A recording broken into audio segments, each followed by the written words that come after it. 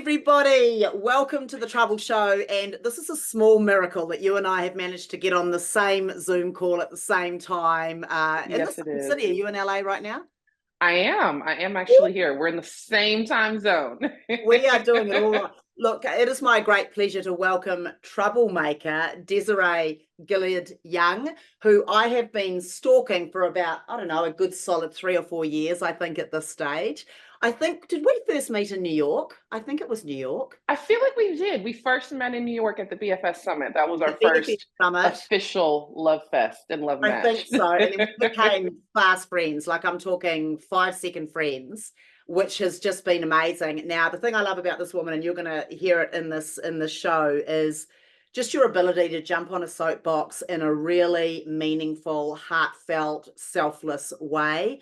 And as I've grown to know your story, I can't wait to share it with our listeners here as well. So, welcome to the show.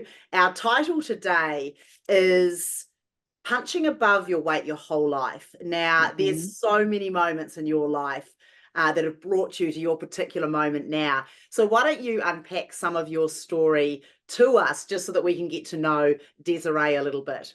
Absolutely. I mean, my story's different, especially when it comes to my journey within the fitness space. I wasn't officially a part of the industry until about 4 or 5 years ago, but I'm from Bay Area, born and raised in California, grew up super, super, meek and poor in terms of just blue collar family that worked for everything that they had. And when I think about my journey from growing up in the Bay Area, this microcosm of cultures and backgrounds and experiences, and then going off to college to play D1 volleyball and then entering into the corporate world, I always felt like I was a little bit behind in terms of the resources or the opportunities that I had access to. And so everything that I essentially earned, I had to fight for, I had to grit for, I had to come, with creative ideas to get to that next level. And it wasn't always easy. So I always felt like I was fighting outside of my weight class. Like, oh my gosh, am I supposed to be here? Do I, deserve the right to be in the room or have the opportunity? And then fighting for the chance to get the opportunity in the center stage and that promotion or that, starting role on your team or that growth and stretch position in corporate was always a thing. But, grew up in the Bay Area, went to Baylor for undergrad, cut my teeth there and played Division I volleyball. Had an opportunity to transition directly into corporate after that with AT&T.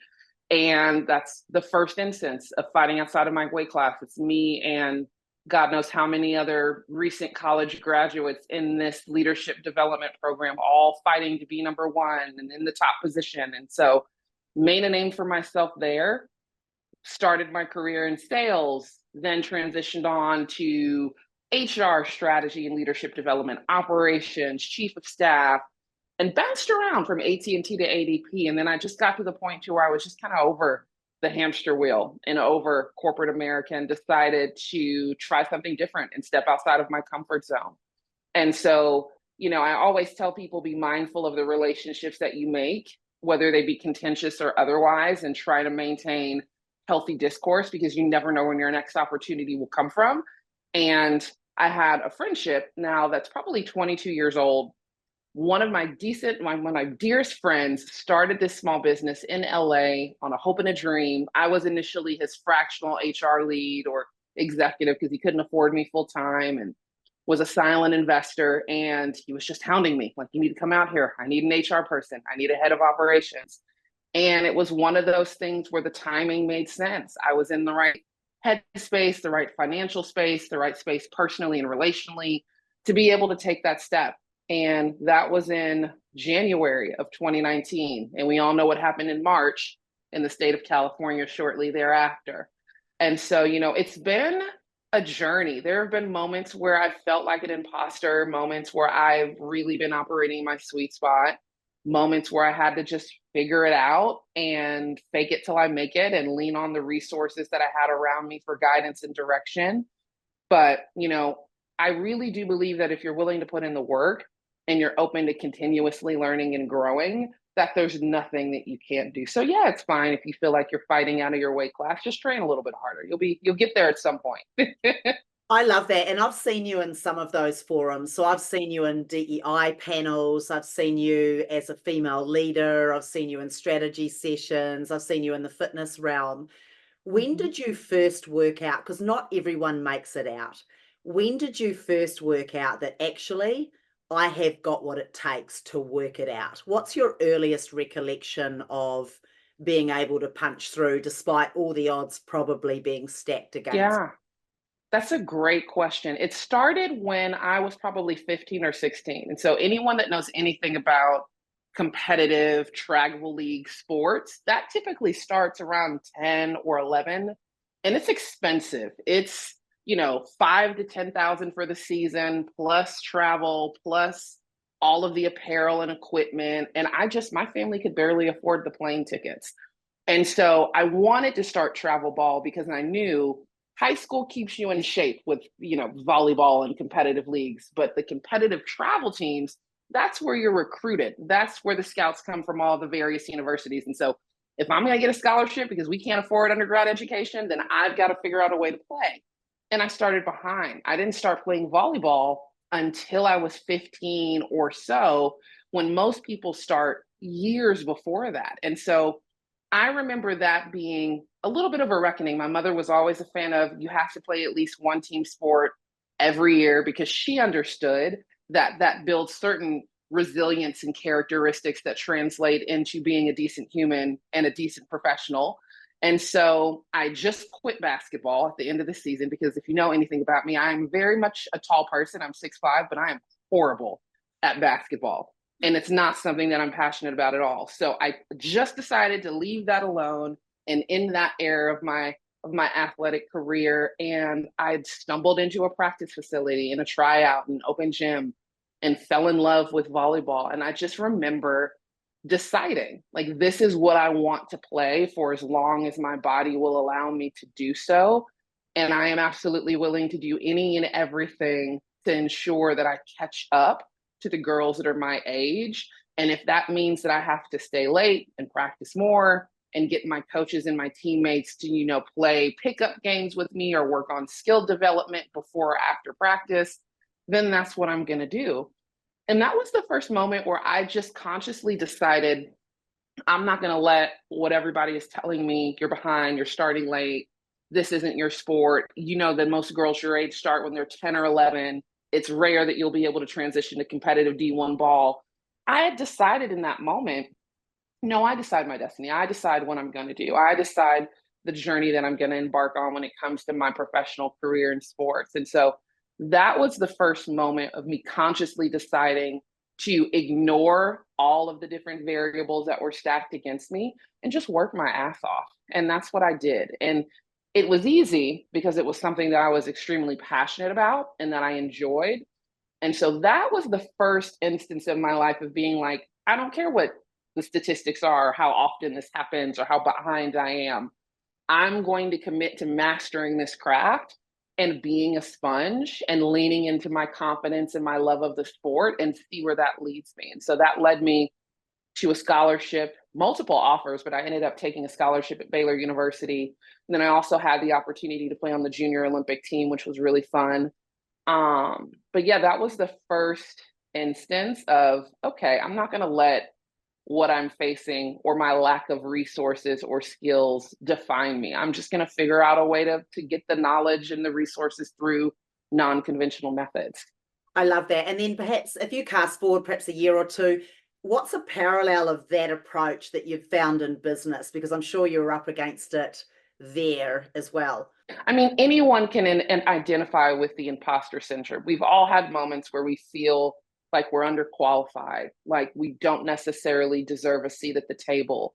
Especially as women in business, it's important to remember that we do deserve to take up space, but making the conscious decision that regardless of what variables you face, you're going to succeed. And so I've had a lot of positions where it was a first for me, first time leading, first time being a senior manager, first time being a director. And I'm usually the youngest person in the room in those environments.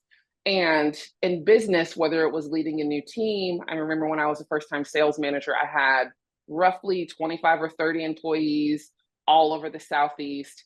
people that were my age or younger or older could run circles around me in terms of the product portfolio that we were selling. And it required awareness, humility, but it also required confidence and the willingness to learn and take risks and be comfortable with making mistakes.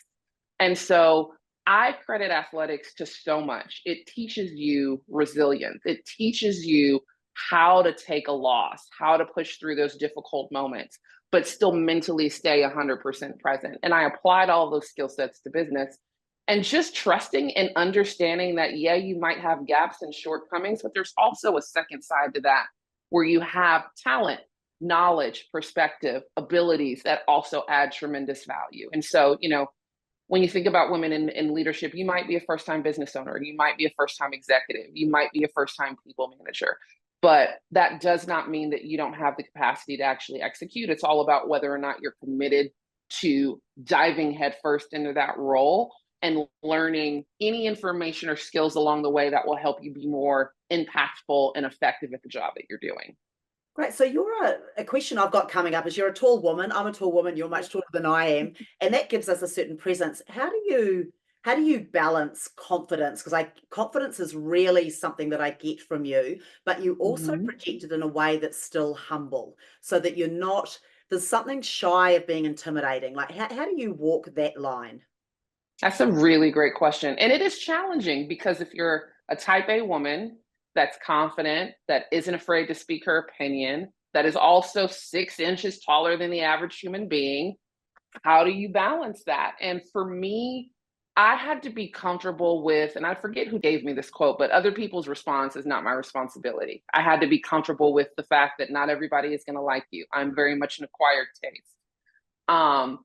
But also understanding that, I can be confident in my abilities, but that doesn't mean I have to look down upon the next person or judge. And so that introspective process of, I know who I am, I have my voice, I am capable of using it. Granted, that took 30 some odd years to establish consistently, as we know, but being able to lean on my identity, my values, what I stood for, and the underlying theme of I really do appreciate and respect people and their perspectives. That balance definitely keeps me grounded and humble. Yeah, I've had a lot of experience and I've done some great things in my career, but that doesn't discredit the next person. And so they equally have their own story, their own talents, their own wisdom to share. And not losing that human piece of it is something that's definitely helped me stay grounded. But I know I'm not the smartest person in the room, nor is that my goal. But I also know that I have a lot of value and expertise to add in terms of just my capacity and my experience. And so keeping both of those perspectives in mind when you're engaging with people, and then genuinely being interested and intrigued about who they are and their stories, and listening more than you talk, another trick that we use. But I think those are things that help me stay grounded. I have a voice and that's fine, and I enjoy using it, but that doesn't mean that other people don't have the same voice and the same interesting perspective as well. And so honoring that while still being true to myself and my core values is definitely something that I focus on. Yeah, and I love that about you. So this show is part interview, and we're definitely getting a bit of your backstory. It's part therapy, i.e. you're dropping some knowledge bombs, which we're definitely getting from you just with your vast experience and openness to share those, and also part shit show. So with that, let's get question number 1 at you. So what would you do if you could get away with it? Ooh, I have a few things. I would definitely, so I'm a huge buff of art galleries, museums. One of my favorite things to do whenever I go to a new city or a new country is just to explore all of the museums and the historical centers to take in the history of where I'm at. And so I would probably take a couple of pieces of jewelry, some fine art. If I could get away with a high stakes heist and stealing from the Louvre or something, my apartment or whatever home I lived in would be decorated with everything. Absolutely. I would rob a museum in a heartbeat. Best answer ever. I love that. I think that's incredible. So now stepping into, we've been in really interesting times, I guess, since you came into the fitness industry. We've had a pandemic, we've had big move into DEI space, we've had you know, the trans, you know, there's just been so many themes, so many social themes, so many things to consider as a humanity. How do you see the world right now? Like, what are you seeing, I guess, around social change? What are you Mhm. championing? Yeah, just a little bit of your narrative, I guess, on the narrative now.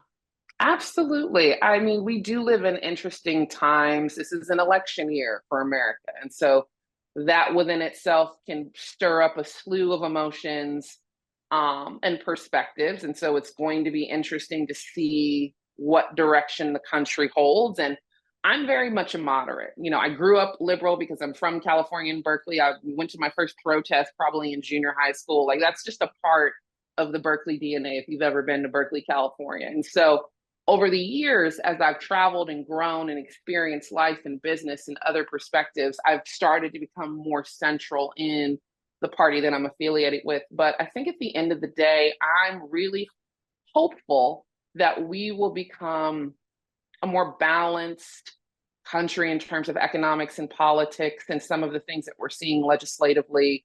It's a little terrifying to be a woman in the US right now, if I'm being 1,000% honest, because of some of the policies, procedures, Supreme Court rulings that are being rolled back from a law perspective. But I am hopeful on the direction that we're heading as a country because I'm starting to see a rise in youth involvement, youth voting, not just in the presidential primaries, but at the Senate level, at the House level, people are starting to be involved in local government and elections that place some of those seats. And so, you know, every country has its ebb and flow, and America's not perfect, but there's so much that we have as liberties and freedoms that I am a fan of, especially as a woman of color. But you know, I'm hopeful in the direction that we're heading in terms of politics and policy as the US. I'm hopeful that it won't be a complete shit show, if I'm being 1,000% honest.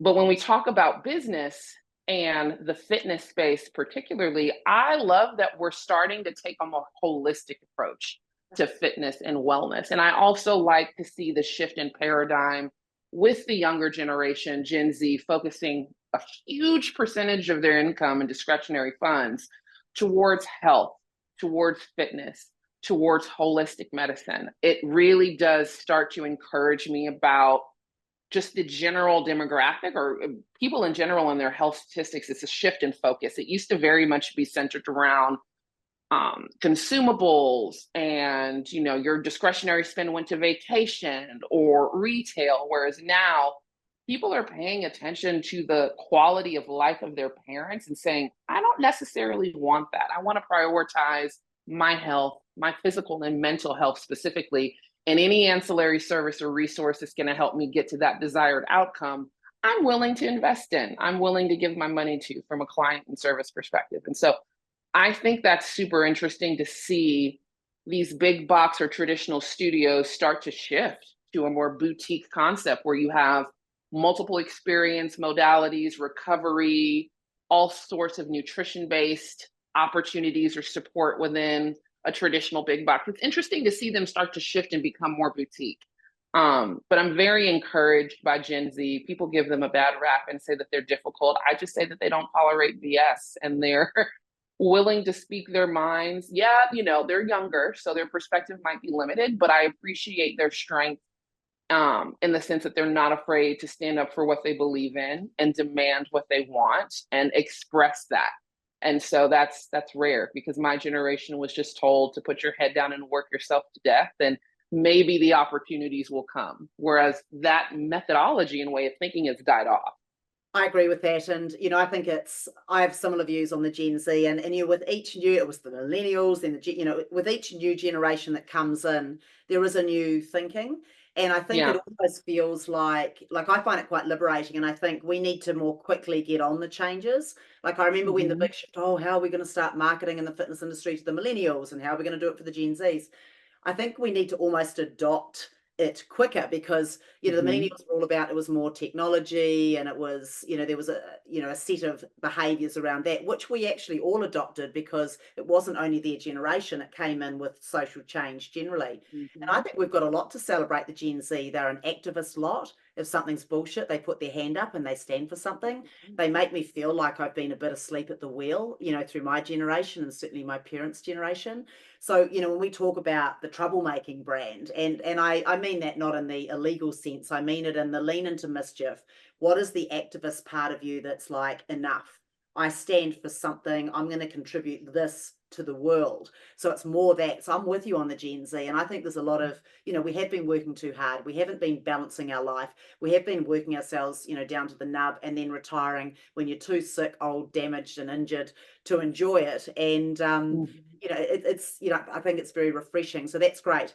Speaking of the youth, question number 2, if you could give one piece of advice to your 10-year-old self, knowing who you are now, what would that be? That is a good one. My 10-year-old self, geez, she was a people pleaser. She was finding her voice. She was, in the process of getting over that. Let me minimize myself so I don't take too much space up, because I've always been head and shoulders taller than everyone in my age group and a little bit more boisterous and loud compared to my peers. And so I was still trying to find my lane and figure out my identity and who I was. And I would tell her to not be so forward looking and not rush the process, because I've always been thinking about, and I think this is the accountant in my parents and the engineer and the accountant in my parents, like, what's your 30, 60, 90 plan? Where do you see yourself in 5 to 10 years? Like, my mother was telling me since I was 12, like, you're off the payroll when you graduate from high school, so we need to have a plan. Like, she very much was a business mind in that regard. But I would tell her, it's okay to be ambitious and have goals. It's okay to be forward looking, but try not to be so forward looking that you miss the present moment. Because I can think of decades that feel like 2 or 3 years, because I was working so hard. And I always was thinking about that next step, that next phase, that next opportunity, that I really didn't get an opportunity to stop and smell the roses. Like, I've had multiple jobs since I was 16. I've always had some sort of a short and long-term plan, whether it's a year to 5 years, about what I wanted to do and accomplish and the roles I wanted to own, or, be within certain parts of an organization. So I've always been strategic in that way. But, now that it's my first year in my 40s, and I've heard good things about this decade, so I'm excited. But now that I'm here, I'm starting to realize that just time is something that's so frivolous, but not necessarily frivolous. It's so meaningful in the sense that it's limited, it's finite. You don't get these moments and these memories back. And so not treating it frivolously and being able to be present in moments and have your goals, have your ambitions, but stop to smell the roses, stop to experience life a little bit, stop to really take in the environment and save some good memories and travel a little bit more and spend time with the people that are the closest to you, because you don't get those opportunities back. And so that would be what I would tell my 10-year-old self, is be ambitious, but every now and then look around and stop to smell the roses so that you're present. I love that a lot. So just speaking to the age thing, I guess, like you mentioned, from 10, maybe up through your 20s, it can be pretty messy. 30s are usually when you're mastering something, you're sort of worked out how the world works, you've sort of applied yourself to something or a few things. 40s is sort of, you kind of come into your own, like you've done enough life service to know, what's worked, what hasn't. You've probably been, beaten down a little bit, you've made some mistakes, you've worked your way out of those, and then 40s seem to be a bit of a powerhouse. 50s, I'd say that, look, that's sort of extending now. I think we're becoming more youthful, we're looking after ourselves more, we're looking after our cognition, if we're lucky enough for those things. And then sort of the last chapter of our life sort of seems to be a give back. What, without getting too forward thinking, because I know you're trying to live in the moment, but what would you love to see your 40s be like? Like, what would you love to, I don't want to use the word achieve because that feels like the spreadsheet. Yeah. 90, but what would you like to contribute, either to self, community, whatever? Like, how do you want to be in your 40s, I guess? Absolutely. I've always been a people person. I've always been curious about people's stories and been a connector. I think that's one of the gifts that, has been placed in me, is that I can help people see what they don't necessarily see in themselves and then connect the dots to resources. But a lot of my 20s and 30s was dedicated to me. And getting to where I wanted to go and accomplishing the goals that I wanted to achieve and going to grad school and starting the business and, you know, having that success. And so I'd really like to spend this next 10 years giving more than I'm taking and figuring out ways to help people get to that next level, whether that be professionally through consulting or relationally, but serving more as a servant leader in the sense that, you know, I've done everything that I really want to do. I've accomplished a lot of the major goals, and I want my legacy to be something to the effect of she was a ladder for people. She helped to connect people. She inspired people to get outside of their comfort zone and to try new things and start the business, chase the dream, et cetera. And so if I can have any part of my legacy over the next 10 years be dedicated to helping people be the best version of themselves and reach their goals through my connections, my experience, learning from my mistakes, then I feel like I'm actually living with a sense of purpose in this new decade. And for me, it's also about having balance. Like, no is my favorite word right now in the current season that I'm in. And I have multiple iterations. No, not right now, not at the moment. That's pretty good for a people pleaser. That's awesome.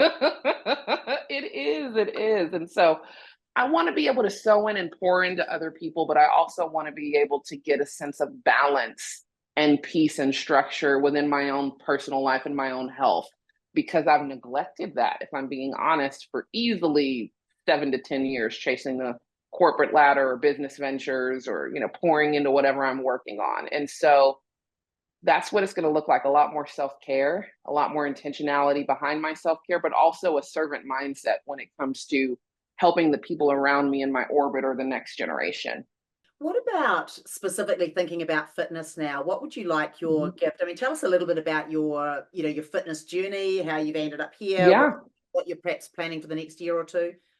Yeah. So I started off as just an investor and a fractional kind of CHRO for Sanctuary Fitness, and had the opportunity to transition in 2019 into a full-time role. And we were able to scale from 2 locations, maybe 6 figures, to 4 locations, 50 employees, and 7 before we exited. And so for me, Zach and I are talking like, what is that next chapter? Because we work so well together. I know you've met him. He's everything that I'm not, and vice versa. And so we work very, very well. And it doesn't hurt that we've known each other for 22 years. So we haven't killed each other yet. But for fitness and for me, you know, he was the initiator. He introduced me to fitness in this capacity and brought me into the industry and gave me the freedom and flexibility to really build our operations, our policies, procedures, our people strategy as it pertains to what Sanctuary did in terms of engagement and client experience and things. And so, you know, I would really love to either start another project with him or serve as some sort of advisory resource to people that are looking to navigate all of this.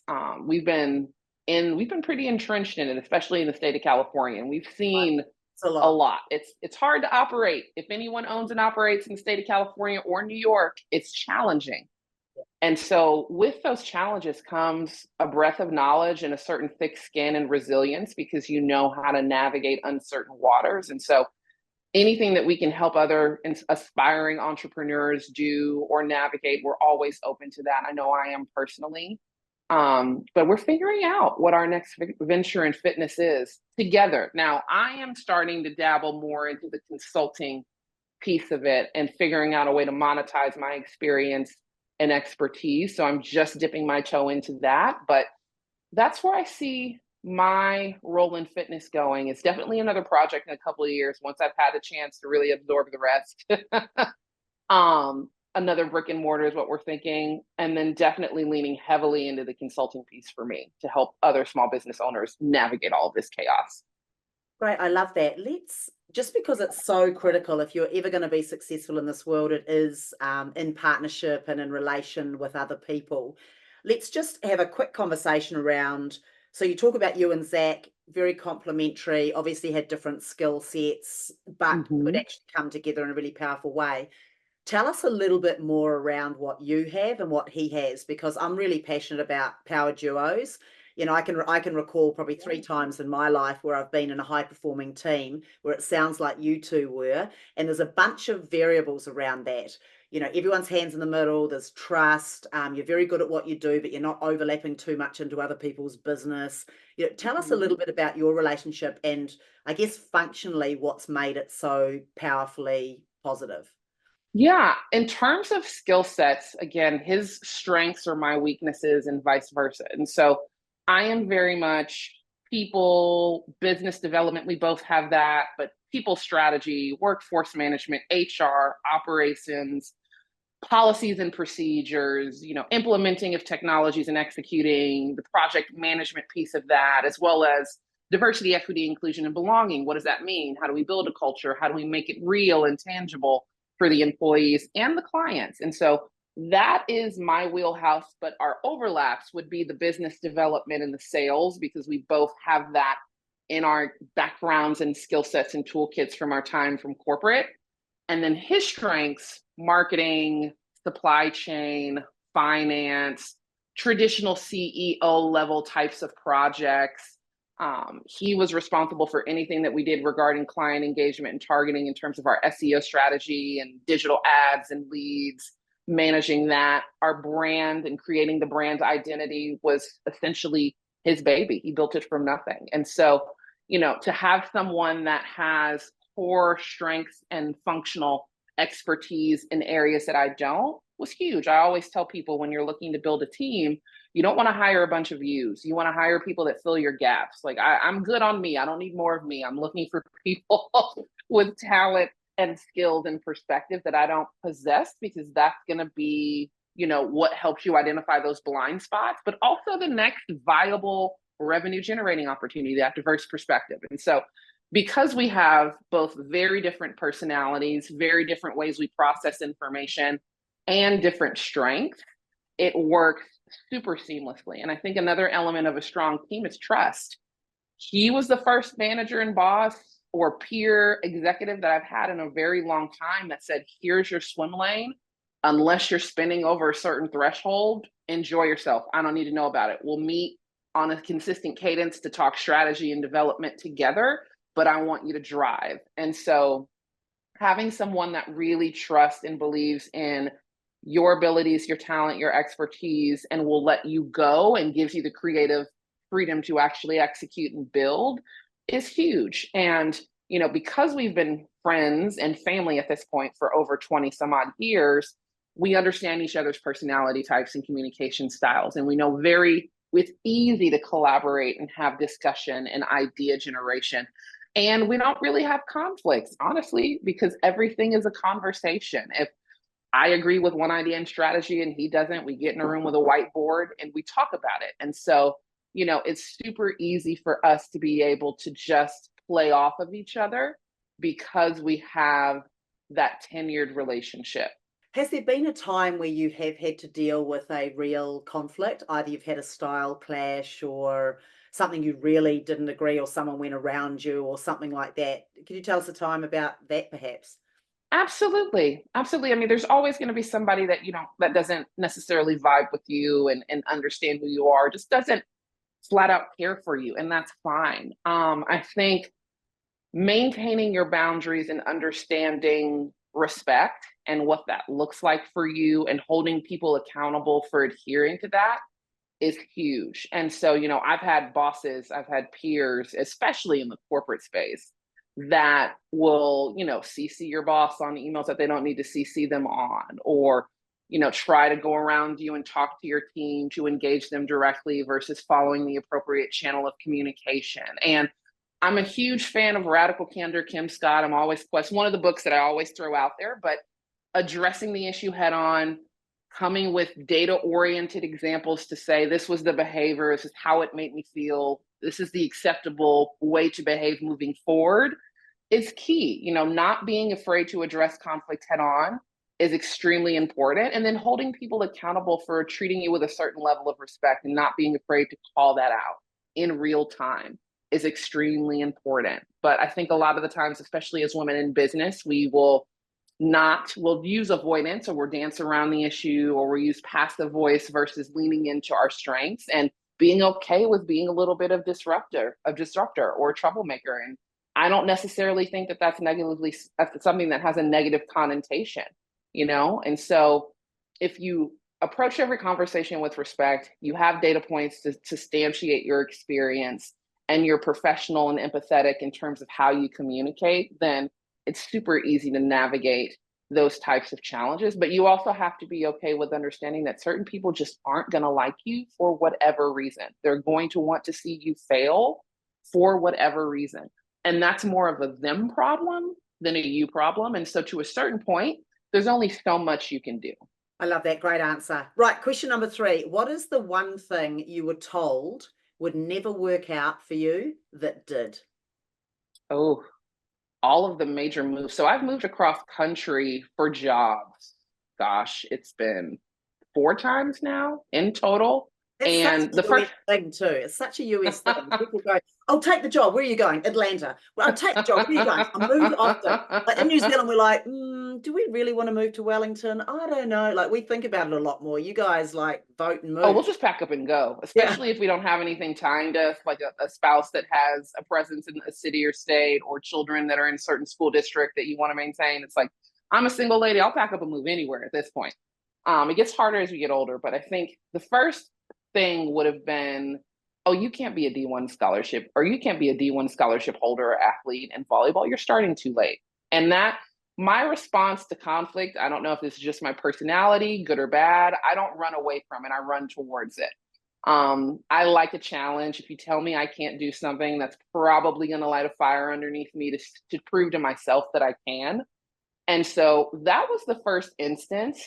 The second would have been taking the job from senior sales associate to HR lead, and then transitioning out into my first real people organizational leader role as a regional sales manager.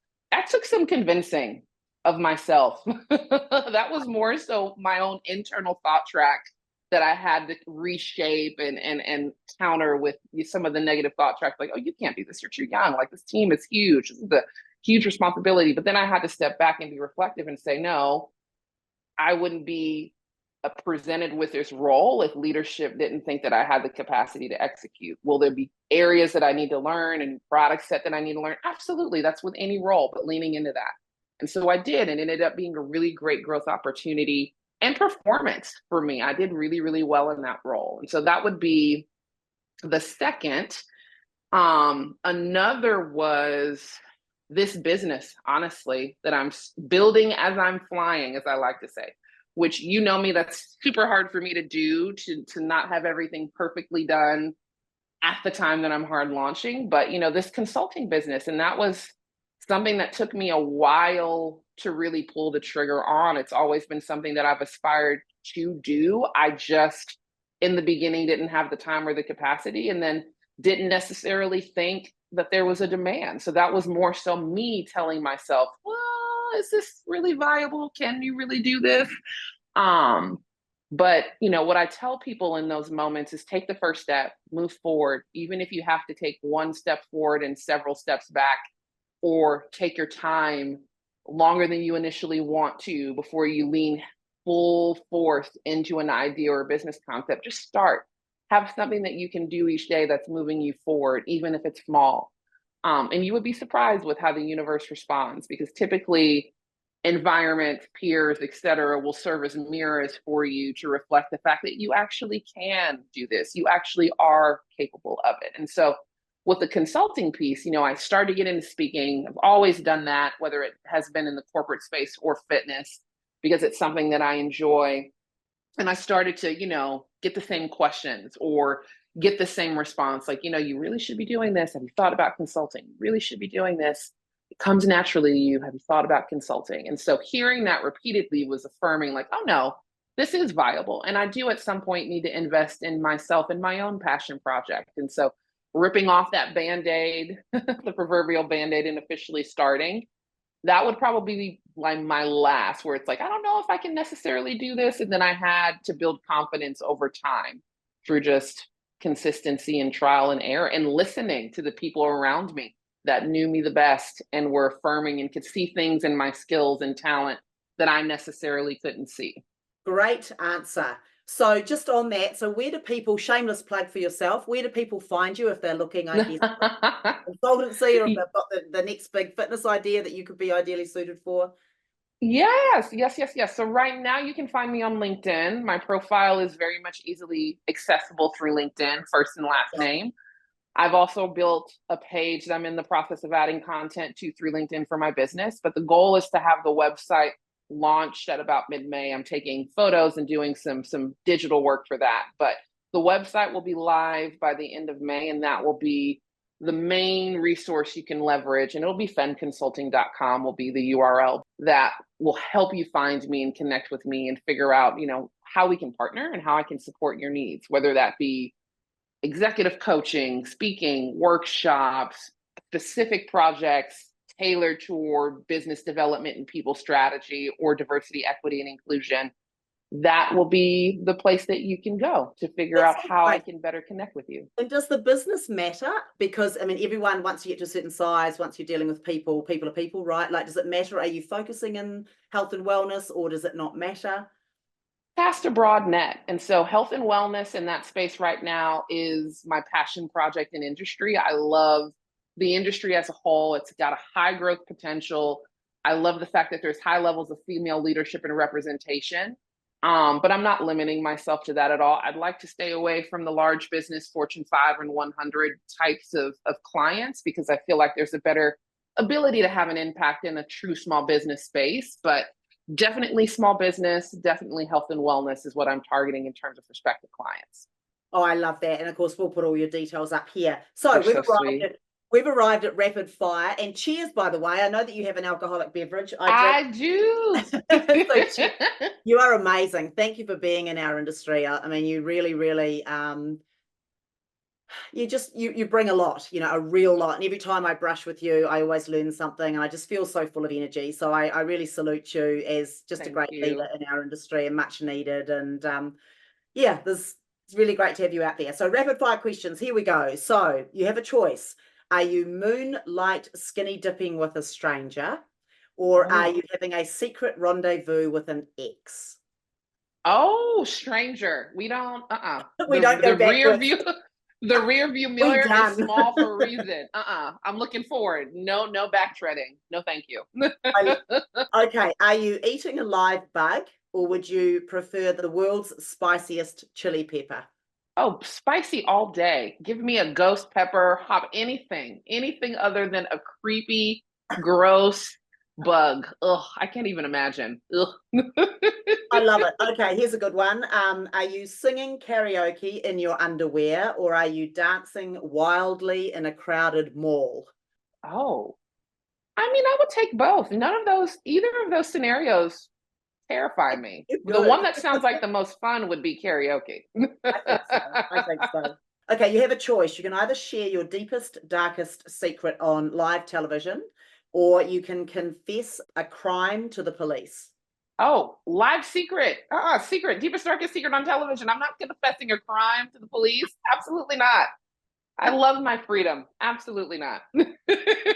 And you're pretty much TMI. I'm not sure how many deep, dark secrets you would actually have. I think you're a bit of I'm an open book.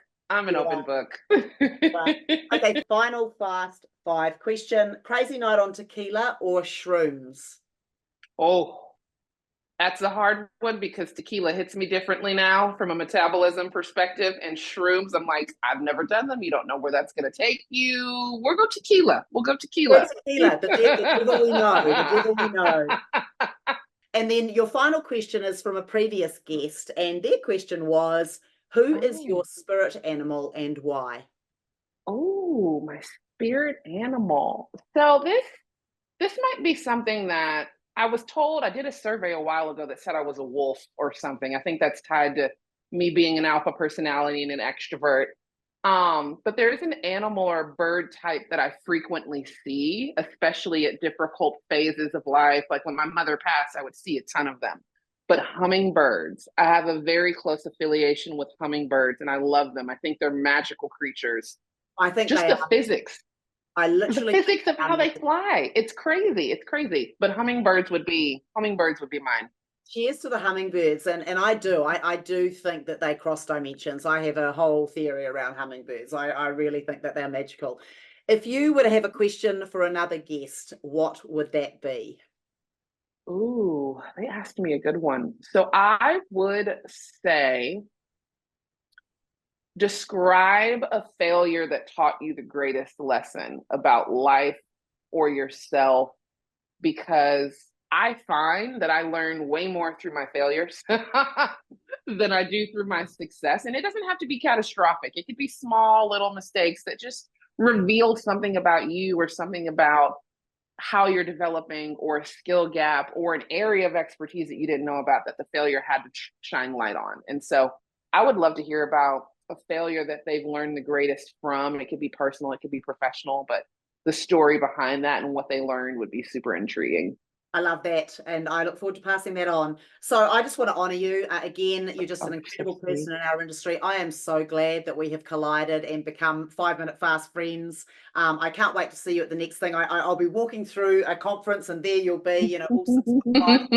I'll go, there she is, brightly coloured and, talking and pulling in, hundreds of people around you. So I really love, having you in my network, and thank you for all that you do. Do you have any final words, final troublemaking words to our audience? I would say that trouble isn't a negative word. It's all about how you perceive and internalize it. I love a good disruptor. I really do. It's something that I look for in teams that I'm building. It's something that I pride myself in doing.